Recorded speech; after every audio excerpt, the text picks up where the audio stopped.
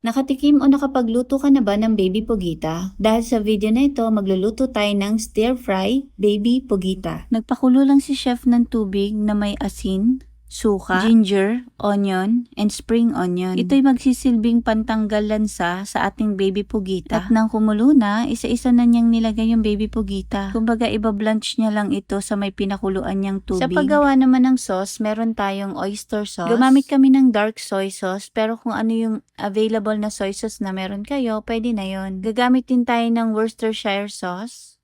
Maglalagay din tayo ng ketchup. Mag-add din tayo ng isang kutsarang gochujang at honey. Tapos mag-start na tayong mag-isa ng bawang. Pwede na natin ilagay yung mga nahiwa nating ingredients kanina. Unahin natin yung sibuyas, bell pepper, siling haba. Tapos pag nailagay na natin lahat ng ating gulay, ilagay na natin yung sauce. Tapos ihagis lang natin ng ganyan. Hindi, joke lang. Sarap.